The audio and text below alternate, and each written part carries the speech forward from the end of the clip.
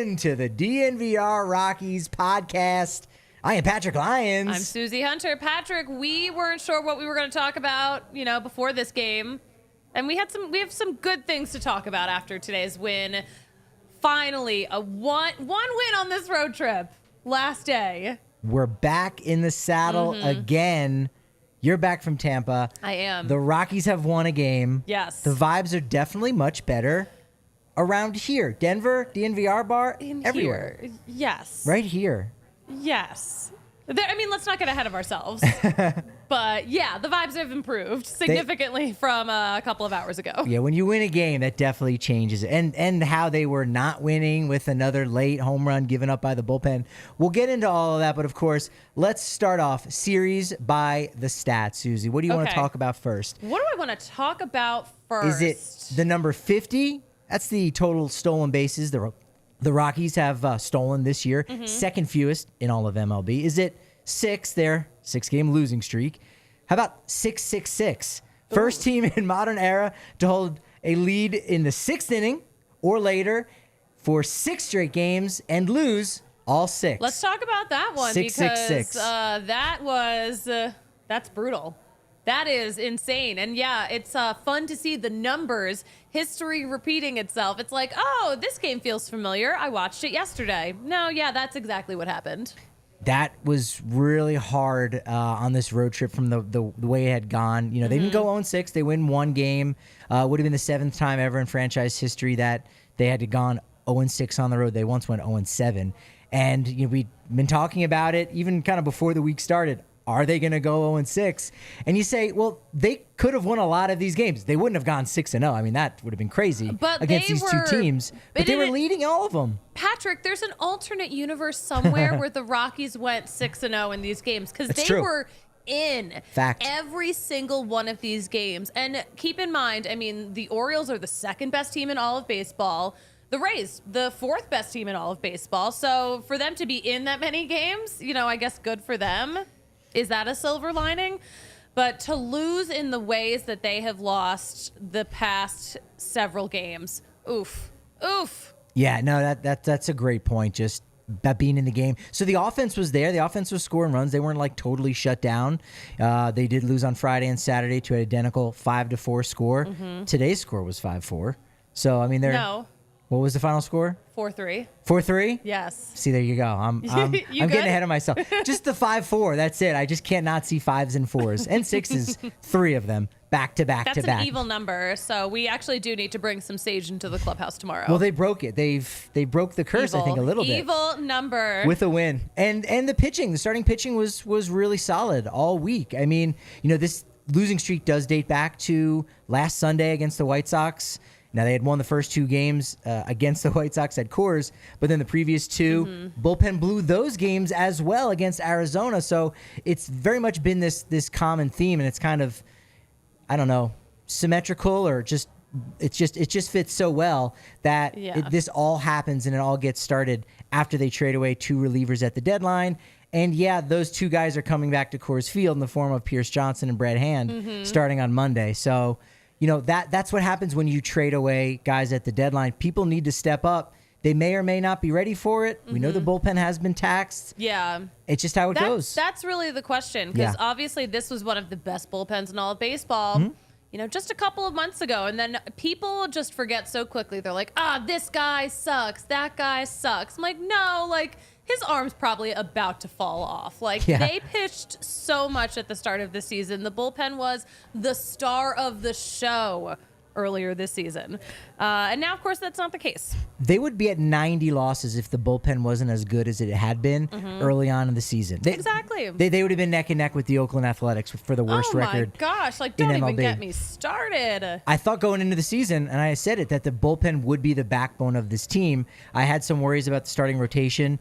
Then that went past what anyone could have expected with all the injuries. The offense had its question marks, but I thought there's a lot of really good veteran relievers. I thought Justin Lawrence would take a step forward. He obviously has. Daniel Bard, more of a step back. But even still, bullpen was going to be the backbone, and they were just worn down so much early on in the season, as you said.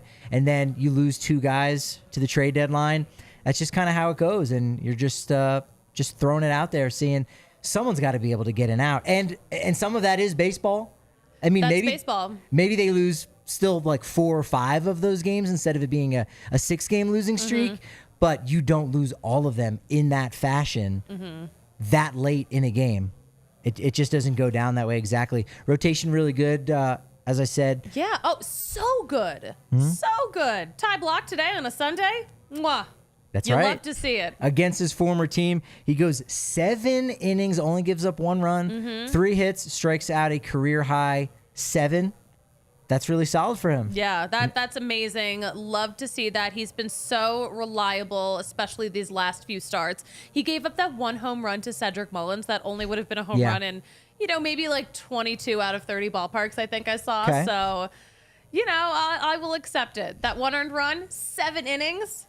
Oh, amazing. Doesn't get the win because, again, Jake Bird gave up that 2-run home run there late against pitch hitter Ryan O'Hearn. Baltimore has a lot of guys named Ryan. Too many, in fact. So many Ryans. We need to investigate that. We probably need to do that. Kyle Freeland was good on Friday night. 6 innings pitched, 3 runs allowed. So, again, left with the lead there. So, quality start for him. Chris Flexen had 2 really good starts during the course of this losing streak. He ended up going into the 6th inning, 5 innings pitched. On Friday night, Tommy Doyle comes in. Those runs mostly get charged to Chris Flexen. But he did strike out 7. That was a season high for him. Who on this team struck out 8 in a game? It happened only one time this year that a starter struck out 8 games. Can you possibly recall who that was? Was it Kyle Freeland? You would be correct. Okay. Very nice. My guess was Germán Marquez going into this. Marquez probably did at least once. No, Freeland has it. I don't think Marquez pitched enough this season. It's true. For that to happen. I mean, 1 outing. I mean, he had 1 outing and it was cut very short. I'm like, there's no way he would have gotten 8 strikeouts in those 2 innings he was out there. I think there's an issue with Rocky starting pitchers right now missing bats. I went back to look, and Austin Gomber hasn't struck out 8 or more in a game since last April. We get it. He's allowing hitters to put the ball in play, making contact. Peter Lambert has done it twice. Hasn't done it since 2019, his rookie year. Antonio Cinzatella, who we know is on the IL, won't be back until later next season. He's only done it once in his career. And then you got Germán Marquez, 39 times, tied with the franchise record with John Gray, with 8 or more strikeouts in a start. Do you think this offseason that should be kind of towards the top? They think they've got a lot of holes and a lot of things they got to figure out with this roster. But do you think they should target more of a strikeout artist in free agency? Do you need one? Because with the shift being banned now, I mean, guys can get balls into play and they're not necessarily going to get on base. So maybe it's not a big deal anymore. Yeah, no, that's great. I think that's true. And again, at Coors Field, it's hard to strike guys out. There's only so many Marquez and John Grays to go around. The air just doesn't work that way, Patrick. Yeah, no, it simply doesn't. I couldn't agree more with you on that one. Yeah, I think you just need some good starting pitching. However they get it done is the only thing that matters. You're going to get it done with Bet365 because all you got to do is turn $1 into $200 in bonus bets when you join Bet365. Here's how you do it. Listen carefully. Download Bet365. Download the app, right? Deposit $10. Claim your $200 in bonus bets as soon as you place a bet for $1. That's it. Download the Bet365 app and use code DNVR when you sign up. They've pioneered live in-game betting, close to 1 million live stream events each and every year, and a proud partner of the Colorado Rockies. And they've got the baseball early payout offer. So if you're a fan of a particular team that has a bullpen that will cough up leads, whether they're 4 runs or less. Feels personal, but just saying, just saying. Any team. Could be any team. Yeah, Little League team, perhaps. That's still going on. Maybe we'll touch on that today. But if your team goes up by 5 runs or more, the Bet365 Baseball Early Payout says you are a winner. Parlay and same-game parlay selections will be marked as winners. Download the app and use code DNVR365 when you sign up. Must be 21 or older and physically located in Colorado. Please gamble responsibly. If you or someone you know has a gambling problem and wants help, call or text 1-800 Gambler. Rugby Town Sevens, man, that was this entire weekend, and it looked absolutely amazing. Infinity Park is the spot to be at. Anytime there's an event going on. Oh my gosh, yeah, Infinity Park is great. Rugby Sevens is just so fun too. Yeah. It was just what a commotion this weekend in the best way. And it was cool because you had all these different armed forces going against each other, Marines, Air Force. That was a cool element. I know Adam and Colton Strickler was there. So many. They rolled out their red carpet. They even had on their big scoreboard DNVR. They had the big logo out there. It looked awesome. They better shout us out. We talk about them a lot. No, I'm just kidding. Yeah, go over to AmericanRaptors.com. Get tickets. All of their events they start at $10. Children 12 and under, they get in for free. It's just a great spot, too, where, again, if you want to learn a new sport, check out the Rugby 101s on DNVR Rugby. But if you're just looking for a place to go and watch a sporting event, even if you don't know a ton about it, Infinity Park is as beautiful as it gets. Yes. Now, Hunter Goodman is a beautiful young man. Hunter Goodman, we can all say that. You could not ask for, it would be hard to ask for a better debut day than Hunter Goodman had today. Pretty great. Yeah. Pretty great. Now, his fly ball in his first at-bat would have donged in 4 ballparks. Just hits it to the deepest part of the ballpark, of course, 394 feet to center field. But you see, the dude's got some pop. Had 2 hits today, including an RBI single at one point. And then in the 9th, scores the winning run. Does a nice job doing that. Got a good jump on that ground out game-winning RBI by Elias Díaz, and makes a diving grab to end the game and snap the losing streak. It's a good day. Thank you, Hunter Goodman. A good day to be Hunter Goodman. A good day to be a Hunter Goodman fan. That catch to end the game was insane because it just happened so fast. The cameras couldn't even keep up. All of a sudden, bam. Bang, bang. Game over. That's the story of this guy's career. Like, you can't keep up. He's moving on. He's ready for the next thing, even if other people maybe aren't giving him that opportunity. Dude had 33 home runs in the minors, most this entire year. It was tied with a guy named Lucan Baker for the Cardinals, who I think hit one with St. Louis this weekend. So he has 34, one in the big leagues. And I was thinking back, I think Lucan Baker was one of those players that when Ken Rosenthal first announced that Nolan Arenado was getting traded to the Cardinals, Lucan Baker was one of those names that was floating around. I was like, ooh, this could be one of the guys. He was not, unfortunately. Yeah, no, they held on to him. Too bad the Cardinals got swept this weekend. Just want to throw that out there. Too bad, so sad? Too bad, so sad. Oh, okay.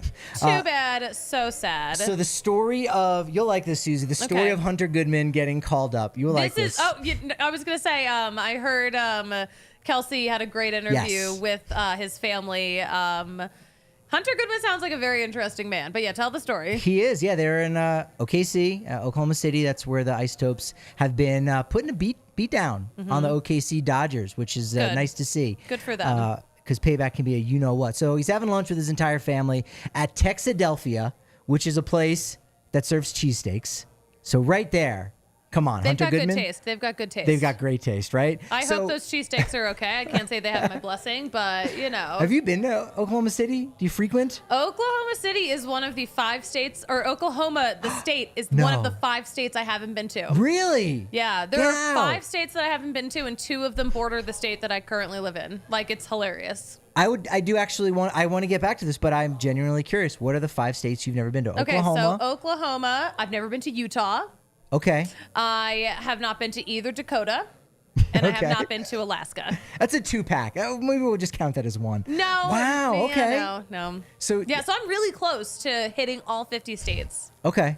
Yeah. That's doable. Yeah, you got it. This off season, go out to Moab, drive across the state a little bit, and then check that one off. You know what? Yeah, I feel like I can definitely see a Utah road trip in my future. Yes. I got to figure out, I have to go to hit up Oklahoma. I think I basically need to, go to an Isotopes game on the road. Kind of. Well, here's the thing, is that if they can finish in second place in their division in the Pacific Coast League, that's going to get them into the postseason, and they'll probably be playing. Well, no, I know they'll be playing in Oklahoma City that first round. Yeah. I don't know if the Rockies will be home that week or whatever. I'd be willing to hold down the fort in order for you to check off a state and to cover a postseason. And also to cover, to do our job. I mean, I'm going to live vicariously through you while you're there covering a postseason berth. This is something that is actually in the realm of possibility. We'll work on that. We're going to work on it. We're going to talk about it. I do have an Albuquerque trip coming up. Okay, nice. Yeah. So our guy Hunter Goodman. Let's talk about Hunter He's with Goodman. his family, is his fiance. He gets a call. He sees that it's his manager, Pedro Lopez. And what does he do? He leaves to take the phone call. Come on, you know what that call is. He's like, excuse me? And he goes out very polite, comes back in, big smile on his face. His family knows. It's fantastic. Kelsey did ask, I know pregame, a few other people were there. Where is his most comfortable position defensively because, you know, he does it all. As the tweets come out, you're like, oh, he does it all. You're like, he can catch. He can play first base. He's an outfielder. Obviously, he can DH. But what does he feel most comfortable with? Now, he was a catcher in college. You know, was kind of drafted as a catcher, but he hasn't been playing that much. So he did say first base, he's a little bit more comfortable defensively, then catcher. And then as far as the outfield goes, left field and then right field. I actually made a really nice catch, I want to say Friday night for the Isotopes in right field. So we'll see what happens with him. I did want to know, curious, because you saw Chris Bryant taking some ground balls with a first baseman's mitt in Tampa Bay. Still has this some kind of bandage or splint still on his finger, by the way. When Chris Bryant comes back, what will we see him as? Will he be a first baseman? Will he be an outfielder? Will he be a DH? Or option 4, does he still somehow possibly not come back this season? See, part of me is like, okay, no, I think we'll see him again this season. Okay, I think so too. I think he'll be an outfielder. Oh, okay. We have so many first basemen. It's true, yeah. You know? Tons. We have so many. We're stacked with them. We have almost a baker's dozen. We've got Tolia, we've got Montero, Hunter Goodman. Like, we have so many first basemen. And like also now we're down an outfielder in Jurickson Profar since he's been released. Yeah, that was a corresponding move. That's right. Jurickson Profar got released. Kind of surprised a little bit, but not shocked. It's just like, someone's got to come off the roster. Someone's got to. Right. And, you know, he definitely has been playing a ton since he got injured. Dodger Stadium claimed another dude. Yeah. We can't say that he was not taken down by Dodger Stadium. I want to say in the 11 games going into Sunday, he had only, the last 11 games, he'd only started 4 of those games. Wrote about that a little bit. That's an article that's up for free at the DNVR.com. Kind of a bittersweet day for Jurickson Profar because, as you can read in the article at the DNVR.com, you know, his team from Curacao is in the Little League World Series. His Little League, Pabao Little League, his in Little League Willemstad. Team Yeah, he won a World Series with. He did in 2004. Went back to the championship game in 2005. He said he even, you know, played with the Pabao Little League of Willemstad, Curacao. He played with the manager, you know, sent some gifts to those kids. He did. It would be weird if he didn't. That's right. It's not a very big place. No, that's, I mean, good for his team. But yeah, we're gonna miss him. Yeah. He's a really good presence. He'd be Mr. Smile if, you know, Francisco Lindor didn't exist. And this also does allow him the opportunity on August 27th to link up with the team before the end of the month is out, and then that would keep him eligible or make him eligible for the postseason should that team get into October play. So anyone who's not on a roster before September 1st can't be placed on, you know, the 26-man active roster unless there's some kind of injury. So there are, you know, allowances, but if you're like, hey, we need to lock this guy in, it'll be interesting to see if he signs with anybody before September 1st and if it is somebody who's in postseason contention because, you know, maybe he kind of can catch his breath. You know, he did have that difficult start to his year, didn't have a true spring training. Do you have a memory of Jurickson Profar? Like when we think back to the Jurickson Profar era? Oh my God. What would it be? I mean, like he is just like such a great presence in general, but I think the thing that's going to stick with me is him barely making it for the season. Yes. That's honestly what I think of when I think of Jurickson Profar is, oh, we have this guy. We signed him. Where is he? I honestly think that's like one of the more embarrassing things it wasn't downplayed because nobody did actively, but I don't think any team had ever gone into opening day just down a guy. Now, you may have a guy on your roster that's hurt and you're like, he's day to day. We don't need to put him on the IL. He'll probably get in the, you know, game 3 or 4, whatever it is. But they literally couldn't have gone to a 26th player because he hadn't showed up. He was still doing extended spring training. Not necessarily his fault. But, you know, he signed late in spring training. $8.5 million, I want to say, was what his deal was.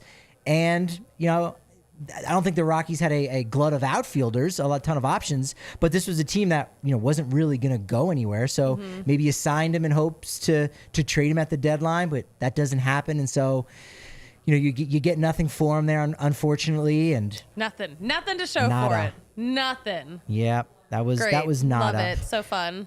There was a delay. This game was under 3 hours, but it wasn't. It could have been About 5 minutes quicker, wouldn't you say? Yeah, there was a swarm of bees. Okay, I feel like this stuff, weird stuff in the outfield, only happens to Nolan Jones. I swear to God.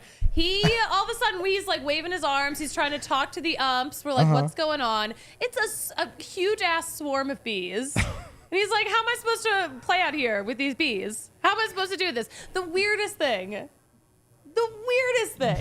That's crazy. I think a bird also flew into the radio booth at some point that weekend as well. So just Mother Nature was really just giving it to the Rockies a little bit. You know what? I think about this all the time. Like, you know, not just in terms of nature taking over this game, but like all the weird weather we get and all the extremes. I'm like, nature does not want us here anymore. Hey. We are no longer welcome. And for everyone that's in Colorado, a good friend of mine taught me a term recently. We've kind of had a fool's autumn, I would say. Oh my gosh, a genius must have said that word to you.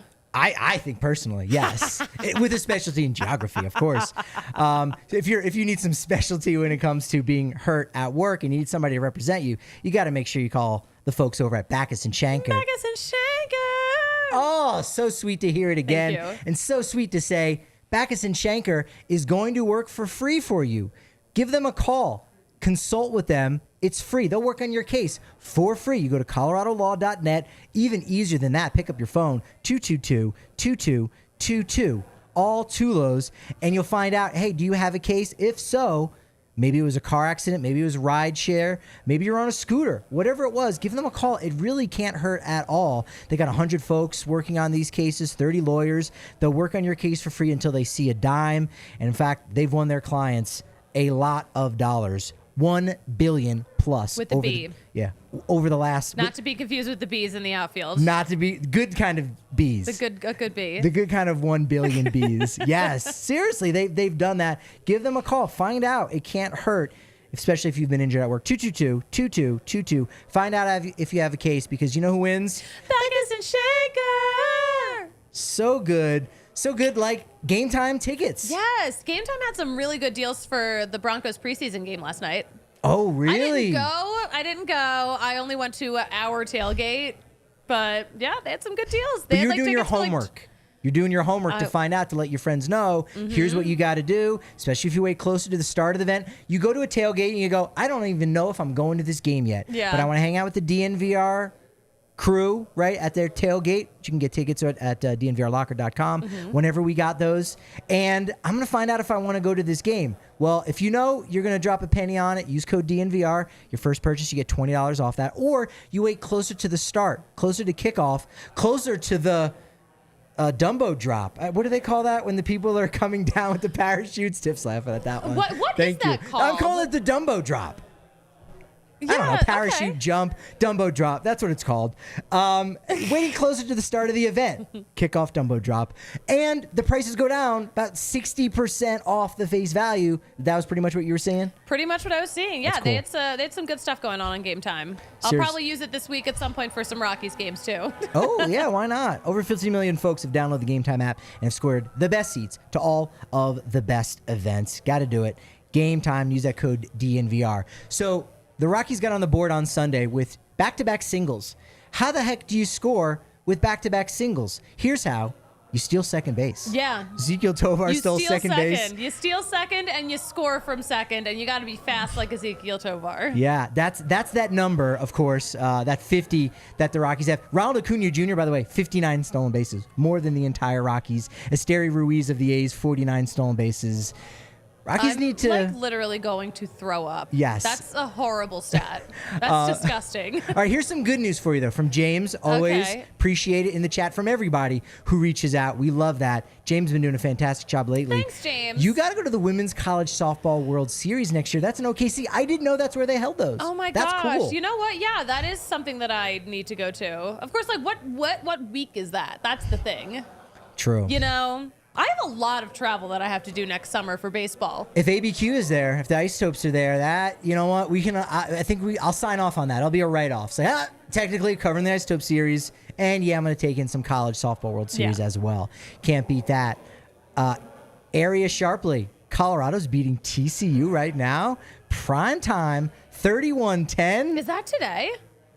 I mean, I know maybe that's more of a prediction, to be honest, but hold on. I think that might be no, it's they don't play college football on Sunday. It's next week. I did get hyped up listening to some stuff about TCU, so it did just get me like charged up of like, wait. Yeah, no, that's a prediction he's dropping in the chat. I do think they're gonna win though. Like low key, I think they're gonna beat number 17 TCU. They freaking better with all the hype that Deion Sanders has right now. All the hype he's drummed up. I'm like, if you don't put your money where your mouth is, I'm gonna be mad. That's it. Only man to score a touchdown and hit a home run at Mile High, Mr. Neon Deion, Primetime, Coach Prime, Sanders. All right, we also had another debut. Justice was served on Saturday. I cannot believe we did not talk about Evan Justice yet. We are how many minutes into this podcast? Evan Justice called up from Albuquerque. We love arms. We love arms. What can I say? What can I say more than we love arms and we need them? Do you like one arm better than another? Is this a trick question? No. Yeah, there are two choices. Which arm is better than another when it comes to pitching? The dominant one. Yes.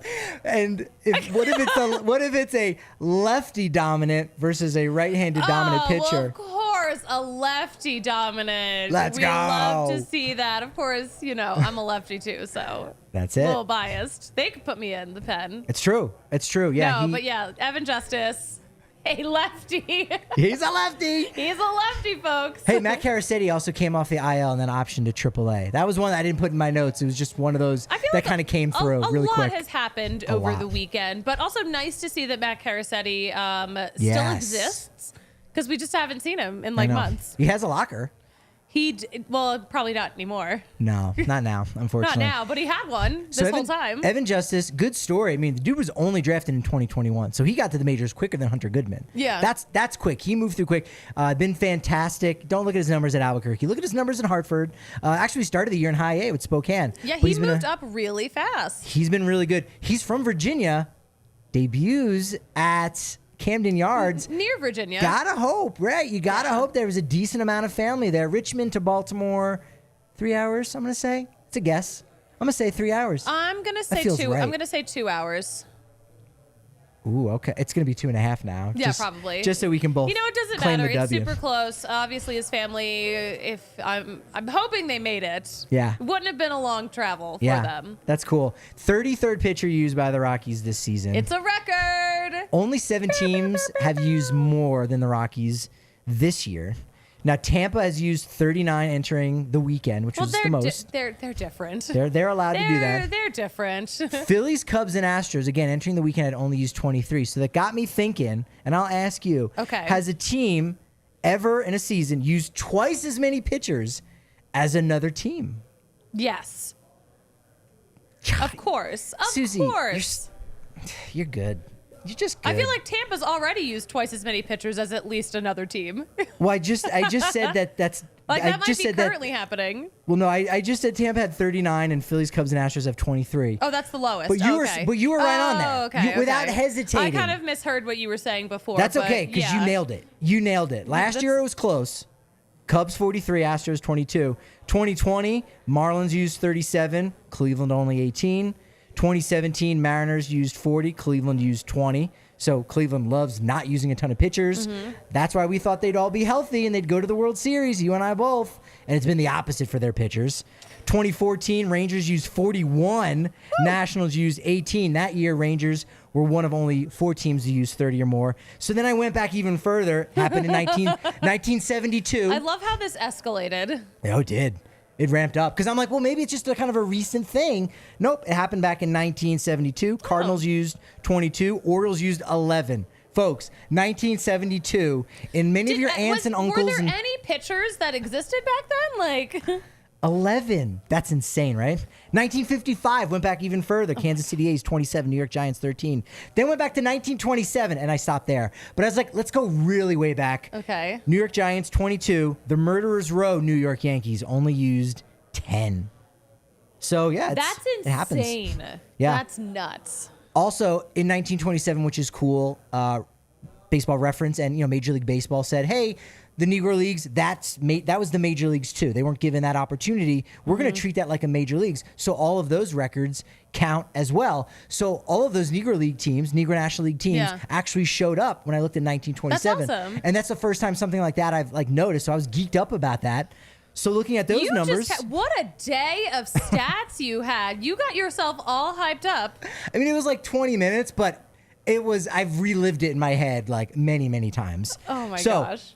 St. Louis Stars in 1927 used 14 pitchers in 98 games because they had weird schedules and they weren't able to play all of them. Yeah. But the Chicago American Giants in 89 games only used 6. In 1927, oh my gosh, 6 guys for 89 games. Dude, that's awesome. Those dudes must have been beasts. Yeah. Those 6 pitchers. Oh my gosh. My rotator cuff hurts just like thinking about all of that. See, that's the thing. And back in the day that the old timers will tell you, they pitched without rotator cuffs and they were fine. And they didn't go on the IL. It was fine, you know? They had to walk uphill both ways back and forth to school. They also had to pitch uphill. Back in the day, the mound was actually concave, right? Instead of it being convex right now. Rockies with Justice and Goodman have now used 55 players, 7th most in the majors, tied right now. Tied for most in franchise history. So the next guy that gets called up, boom, most players used in Rockies history. Do you think another guy will get called up? I'm saying yes. Most definitely. Yeah. Yeah. Like, yeah. Yeah. I'm going to say 3. I'm going to say 3 more. You're going to say, actually, that's, right? I'm going to, you know what, just for the sake of being different, I'm going to say 4 more guys get called up this season. Ooh, you're taking the over on that. I'm taking the over. So here's the thing. Rosters expand, 2 more guys, but if you look at the AAA roster, there's a few guys that are already on the 40-man that you go, hey, Matt Catarsetti, come back up. Mm-hmm. Hey, Nick Mears, come back up. Gavin Hollowell. So it could be hard to do, even with the 2 extra roster spots, but I think we're going to see some guys. I mean, look, they did it last year, right? What did front office say? These guys need to know where the showers are located. Mm-hmm. Parking spots are hard to come by. You need to know how to parallel park. I'm paraphrasing. You might remember the details better. No, I think these are direct quotes. These are direct quotes. They're direct quotes. Yeah, they are. Yes. All right. Well, you can put this direct quote on me. There's no place better for buddies, beers, and burritos than Illegal Pete's. Yes. Oh my gosh. Today's such a good Illegal Pete's patio day. Oh, I absolutely. drove past on my way in. I was just like, oh, I want to be on that patio right now. They've got misters out there. Today, you probably don't even need it. Like, in the shade, it's so good. Perfect out. I couldn't tell if the misters were going or not. But yeah, when it is super hot out, those misters are, whoo, mwah, chef's kiss. If you request it, they'll probably even just put it on because, look, customer service is huge. Obviously, the taste of the burritos, the reverse nachos as well. Mm-hmm. What is the inverse nachos? I'm making it up, but what would it be? Inverse nachos. Nachos in a void. Okay. Or they give you a tray and the nachos are outside the bowl and it's just, they're not even in. Or they put all the toppings on the outside of the tray and the chips come in the bowl. All the toppings are underneath the chips. Dude, that's what we got to do. We got to invent new things. Like, just put chips in the bowl and then just dollop all of the toppings on the tray. Yeah. And see what they say. They'll do it because they're great at what they do. They would do. Honestly, they would do that weird thing even if we asked for it. And you might even get on their Instagram page. Follow them at Illegal Pete's on Instagram because they've got tons of big events and stuff going on all year long. It's your go-to spots for burritos, beers, and buddies. 28 years and counting. Mm-hmm. Wow. Yeah, they've been at it. They've been doing it for a long, darn time. Right, this is a shout out to Danielle Allentuck, who is very happy with Orioles and Rockies, you know, her 2 teams kind of playing together. She had a good matchup this weekend. And we got purple and orange too, which was great. Classic the purple and orange combo. jerseys. Classic combo. So good. But this is for her because she knows I love names. She's the one who pointed it out. Didn't realize it. DL Hall pitched on Saturday. Yeah. Is DL a real nickname? Like, should that have been allowed if you were the manager of the Orioles? Or maybe even you were just running the farm system. Would you go Dayton Lane? That's what DL stands for. Mm-hmm. Dayton Lane Hall. We're not. You can't go by DL. That's not real. No. So Dayton, how are you, man? You feeling good today, Dayton? Would you put the kibosh on that, or would you accept DL as a real nickname? No. If that's what you go by, then that's your name. DL? Yeah. I mean, DL Hughley would like a word. Oh, that's true. Wow, Patrick. No, No, like you can't just like call Great someone comedian. by a name they don't like being called. This is true. You This know? is true. RA, we maybe need to rank in our offseason top 5 oddest initial nicknames. DL might make top 5. Yeah. He's in consideration, but to your point, there's a very notable DL already in existence. There's only one RA, and that'd be RA Dickey. So he's a lock. DL, he'll be discussed. Okay. We've got so many great offseason topics. Like this is going to be a big one. So many great off-season topics, but we still have like we have season left to talk about. We're not going to talk about off-season topics yet. I'm not ready for baseball season to end. I hate that like football's already starting. Like it's upsetting me, Patrick. Reel it in. You do not have your opinion is not popular about hating football to start. No, I don't. It's not that I hate football. It's that I hate that football practice overshadows actual in-season baseball. Well, I had to point that out, your take, because it's very much in the minority for most people. Yes. But I'm only also pointing that out to say I have the exact same take as we do. So I don't want you to feel like victimized. Or like, no. I'm actually coming to say, we're together. Let's link arms to let people know. Yes. It's practice. It's practice. Practice? What are we talking about? We're talking about practice. Yesterday at the tailgate, people were like, "Oh, are you going to the game?" I'm like, "I'm not paying to go to football practice." No. I'm not. Also, you can see Dumbo drop from outside the stadium, too. You can see them coming in, I would assume, right? I couldn't even... Did they do that for preseason? Do they You'd need to have practice? Look, if you have a season ticket package, you have to buy I almost said spring training. You have to buy preseason games. Yes. So you better get a Dumbo drop. You know what I'm saying? You better get a gigantic flag going the wrong way. All right. So before we maybe talk about the week ahead a little bit, we could talk for like another hour. We are talking. Could we? We do have the Baltimore Orioles here, right in front of the Colorado Rockies. John Angelos, operating owner of the Baltimore Orioles. This guy is making Dick Monfort look like Mother Teresa. Would you agree with everything he's done? Literally just in the last month almost. Hold on. I'm not saying anything. You think John Angelos makes Dick Monfort I'm asking you a look question. like Mother Teresa? Oh, no, wait, you don't think that, but you're posing that question. Yes. I think no. I'm being a bit bombastic. I think no. And there's one big reason, because right now the Orioles have a fantastic product on their field. That's a great point. And the Rockies necessarily do not. So they've reaped the rewards of, whatever the hell he's been doing. But we have yet to reap the rewards from whatever the hell Dick Monfort has been doing. Yeah, very fair. Very fair. Yeah, he on field, you couldn't be more right. Off the field, man, this guy is definitely putting his foot in his mouth. It started in the offseason.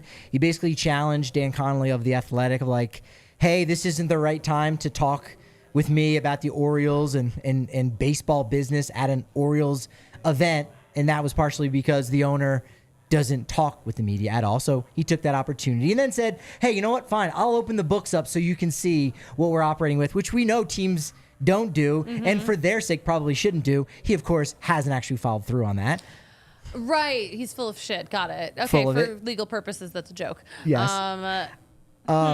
Well, I mean, how could he defend that he was... Anyway, so he was obviously at the helm of the whole Kevin Brown fiasco. For anyone who doesn't remember, Great the commentator... Point. Yeah. Great point. The commentator who basically was just reading what the graphics department from his TV station had put up and the Orioles communications department had put out. And he tried to put like a positive spin on it, saying, hey, but they've been obviously a lot better against Tampa Bay. He gets, kind of super secret suspension for that. So weird. That is probably like...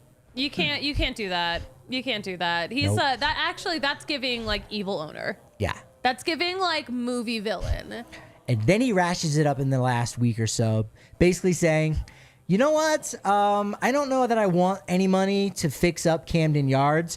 I want what Atlanta has, like with the Battery. So basically Camden Yards, the stadium that sparked a revolution of new ballparks with HOK. The blueprint for all of the newer ballparks that we love today. The blueprint, well put. And yet he's like, yeah, but I can't really develop because, there's a harbor over here. So I want to put the stadium somewhere else. That would be the worst damn thing you could do. That is honestly like it's in the top 5 of ballparks for everyone. For a reason. It's perfect. It is. And maybe he's playing hardball, but it's like you can still play hardball without doing that publicly. And then he says prices are going to go up next year, Orioles fans. Oh, so they can pay all their young players. Who, most of which aren't even arbitration eligible. So they're still making the league minimum. The only guy that's actually guaranteed a contract next year is James McCann. And I think the Mets are already paying down some of that anyway. So it's like, yeah, that's going to happen, but it really shouldn't even be happening in 2024. Well, you know what? I guess is he, just saving up early? Yeah. Saving up early. I mean, like, I'm not going to lie. Like, I want, like, those young players to get paid. Sure. Yeah. Yeah, for sure. I guess how much are prices going to go up at the ballpark? Because prices go up everywhere. That's true. And I feel like Camden Yards is one of the more affordable ballparks. I feel like you just don't even say anything. If you just want to pump up the price, you could have just not said a do thing. It, and then have people react to it. You could have said nothing. That's the thing. All of this could have just been nothing. Not say anything. Say nothing. You could. Sometimes people need to just say less. Would you say he's at least the most disliked owner in baseball right now, nationally, or is it John Fisher of the A's?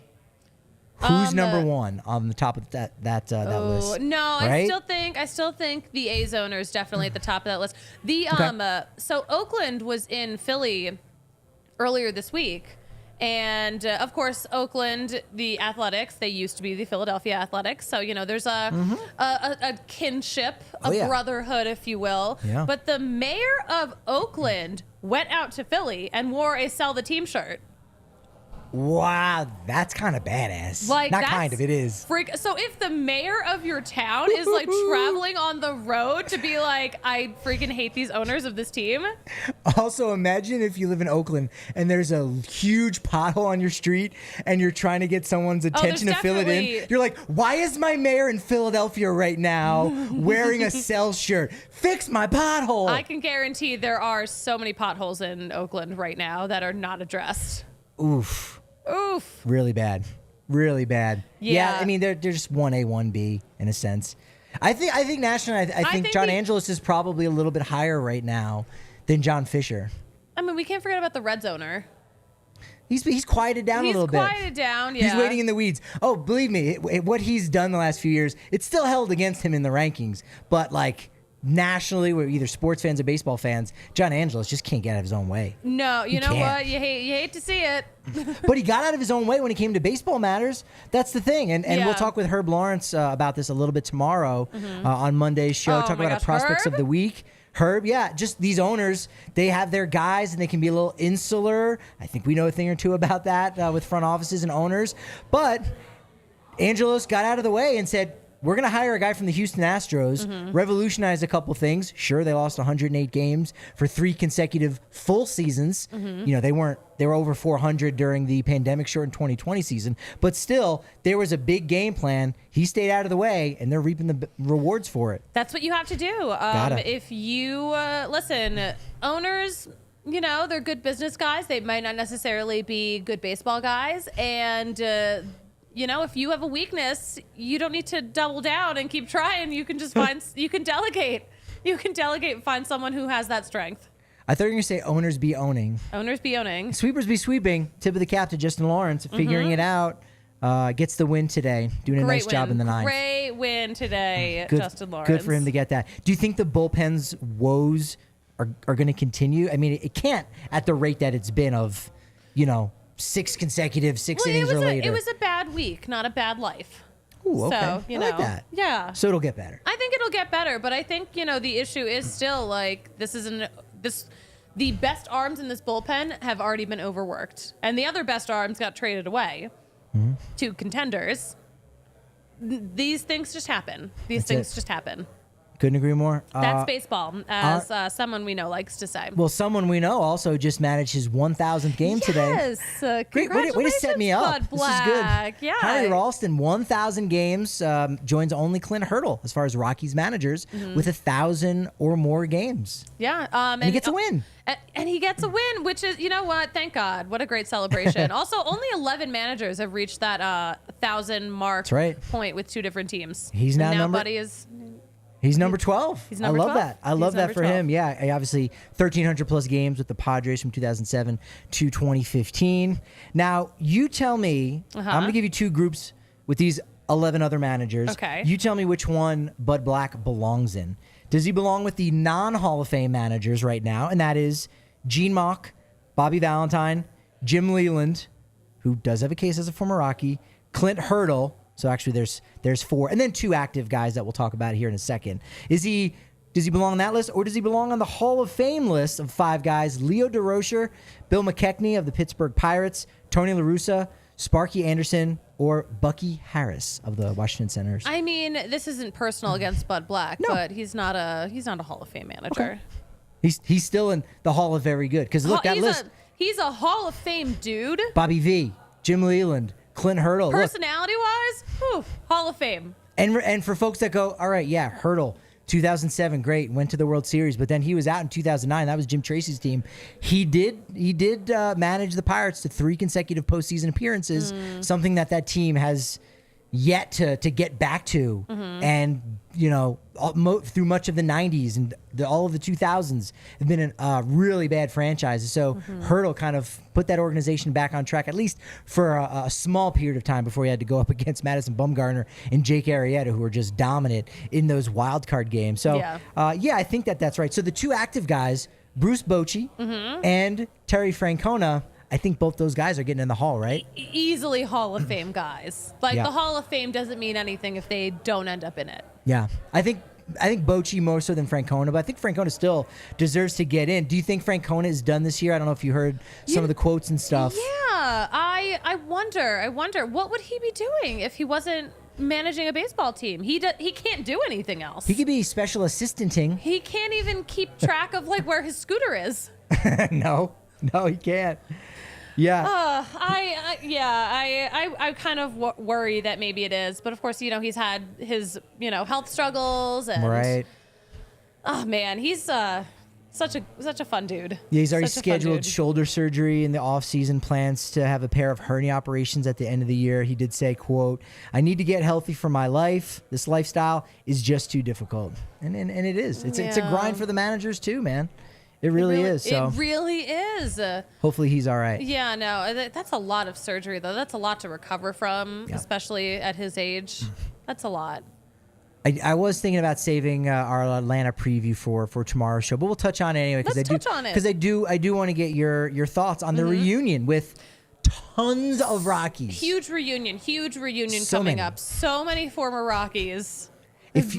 Some very recent former Rockies. But yeah, this will be, we'll see Sam Hilliard again. We will see, Pierce Johnson, Brad Hand. Right, so put a pin in that for right now. Who am I forgetting? All right, so you gave people a hint. You gave them 3. Here's what you're going to do if you're listening to this or watching this. If you're watching it live, you can't pause. But pause it, then give us a review immediately wherever you listen to this as a podcast, or give us a thumbs up, review on YouTube, DNVR Sports channel, and also jot down how many you can name. Those are 3. I guarantee you there's at least 3 other guys that everyone out there will have forgotten. You got a good head start. Susie's helping you out here. I could think of a big one that I just looked up to see if he was even still around. All right, so you had a name. I was like, how did you look it up? I was like, did you Google earlier today. Former Atlanta? Oh, okay. No. I looked up a specific guy earlier today. Okay. I don't want to say too much because I don't want to give any hints. The chat's blowing up a little bit here, folks, with their suggestions. So again, if you're watching live, jump in, or even after the fact, go ahead and do that. Casey, appreciate you saying you're enjoying the show, that it's a great show. Again, leave us that review anywhere you listen to a podcast or live here on the DNVR Sports channel. All right, so the coaching staff has 3. Exactly. You go, who? All right, bench coach Walt Weiss, got it. Most people will have that. Yeah. You would have had it too. Yeah. First base coach, Eric Young Sr. Yeah. Oh, of course. Those are gimmies. Catching coach, most of y'all forgot. Very short amount of time with the Rockies. Sal Fasano. That's a deep cut. That's a deep cut. I like to call that a rando. Kind of a rando. He's a rando. He's a rando. Minor leaguers, which I won't count, but if you get it, you do get a bonus point. So we got Derek Rodriguez, who he was only a spring training invite last year, so it doesn't exactly count, right? Yeah. These guys are in AAA. Charlie Culberson. Down in AAA. Joshua Fuentes. Oh, my gosh. You know what? I'm giving you 2 points on that because everybody knows how I feel about Joshua Fuentes. Oh, my God. Joshua. That's two. That was a twofer. That was a good one. And never played with the Rockies, but he was a huge piece of that Sungwon Oh trade back in 2018. Forrest Wall. Forrest Wall. Diehards know. That is who I was thinking. Yeah, Forrest Wall. Yard goat, right? For a little bit. Forrest Wall was a yard goat. Forrest Wall was a yard goat, and the thing that I just remember the most about Forrest Wall was that he got traded to the Blue Jays organization while their affiliate was in town, so he did the walk across. Another one of those. Yeah. With the Fisher Cats. Yeah, and like his whole family was in town. It was like a whole thing. He did debut earlier this year, which was awesome, and he got a double for his first big league hit. And that's stole exciting. 2 bases in 4 games. Well, because he's a guy, he's been grinding for so long. He's like another one of those, like not quite Witten Bernard level, but like, yeah, he's grinded for such a long time. Excited to see him finally debut. Yeah, that's awesome. You love that. Now, injured players, your guy Sam Hilliard there, you named it, heel contusion for him. Mm-hmm. Then we've got Pierce Johnson and Brad Hand. Mm-hmm. Here's where there's going to be the 2 more. Now, I've said it before. Do you remember who is one of the most oft forgotten names from that 2020 season that no one remembers? I don't remember. They acquired him in the trade. I couldn't even watch the 2020 season because I worked in morning news. Ooh. Like I was, that was like my few hours to sleep. So I didn't even watch any baseball in 2020. Kind of a good season to miss, though. So well done on that because you only missed 60 games. Exactly. And you missed. He was a trade deadline acquisition. Kevin Pillar. Folks, Kevin Pillar, Colorado Rockies. I just I didn't see it, so I don't believe it. Susie, even the people who did don't believe it either. And then another one, going back even further, I want to say he was a Rocky in like 2013, a decade ago. He was actually even traded for Eric Young Jr., Colin McHugh, reliever. Brief, very brief. So tons of guys with those Colorado ties. It's crazy. So many Colorado ties. And well, it's the reverse because we've got this person, and Atlanta's going to be excited to see Kelsey Winger. Of course. Of course. Of course. Like that. They will love her forever. They will. Yeah. They will. And we would love it if you joined us over on Twitter because we're having so much fun. That's where we have a great discourse. If you are a member, if you're a diehard and you get yourself signed up, jump into the Diehards Only Discord because the people in there I absolutely love. And it's getting to the point now where they're saying things that make me go, I hadn't even thought of that. They're sharp. They're on it. It's a high level. It's like actually very high level baseball combo. And I kind of hope that people aren't intimidated because it's like, oh, I got to hang out with these folks that are chiming in with these really good points. You can be an there's idiot a fun too. aspect. Oh yeah, there's a fun aspect too of. Don't worry, I'm in there, so you can be an idiot in the Discord too. And what's cool is too, because of all the diehards that are in there, again, tip of the cap to everybody in the Diehards Only Discord. Someone will ask a question about like, hey, how much longer is this guy until he's a free agent? Somebody will chime in and say, hey, here's the deal with that. And so like, I couldn't be prouder. We've got smart baseball fans in there. I couldn't be prouder. That's the most fun. We're like proud parents. We are.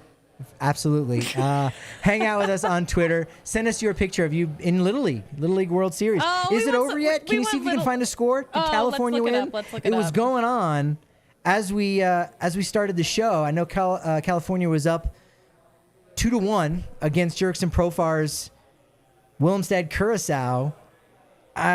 Is he going to get some more bad news? I think the game's still going on. You know what? Yeah. The thing about Little League World Series is that the updates aren't as like frequent as a Major League Baseball game. We're in the final inning. We're in the 6th.